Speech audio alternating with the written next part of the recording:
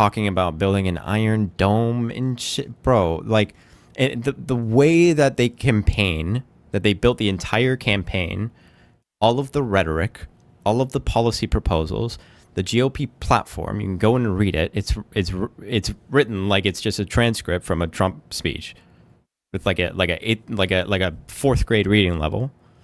It's completely designed as if they believe that their audience is an IQ of 40 to 45.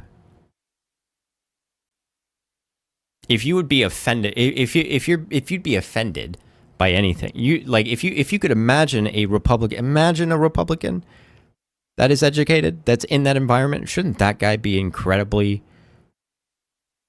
patronized? Shouldn't that guy feel like something is incredibly wrong?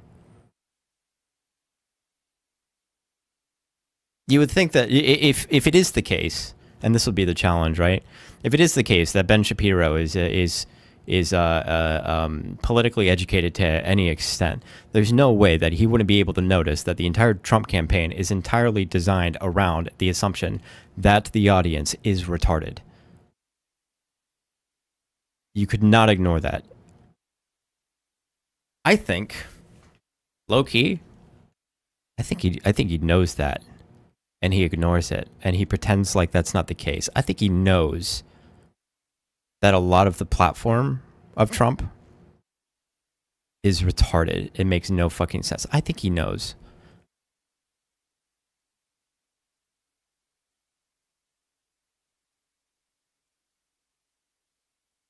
I think he has incentives more than just he finds Trump convincing. And I don't think it has anything to do with the freedom of the country.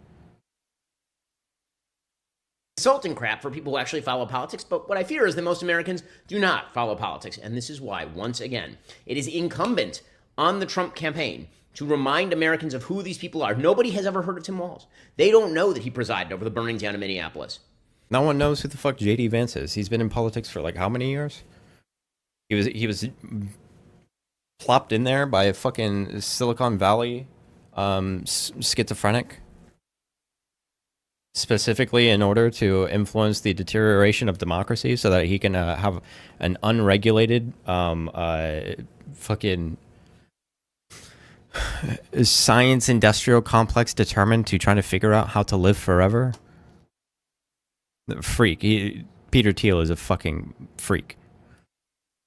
He's a weird fucking dude, okay? And J.D. Vance was literally a protege of him and placed into the position where he's at now, specifically for the political ideological project that Peter Thiel, the paranoid schizophrenic, has in his literally, I'm not even exaggerating here, in his project to try to live forever by making sure that there's absolutely no regulation that could stop him.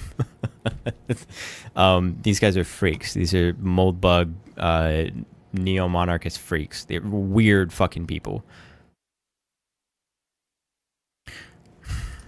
They do not understand that Tim Walz, who had people chanting, "Mind your own business," at this rally, literally forced everyone to close their business in the state of Minnesota. Oh my God.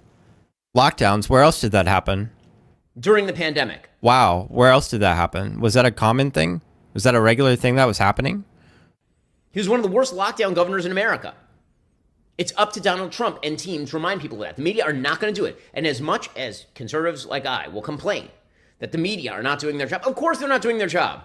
Because what we think their job is, to do journalism, is not what they think their job is, which is to provide cover for Kamala Harris and Tim Walz long enough that they enter the White House. So let's not make a mistake about this. The Tim Walz pick, it's going to have a lot of vulnerabilities that Trump can attack, but Trump has to do the attacking. There's certainly enthusiasm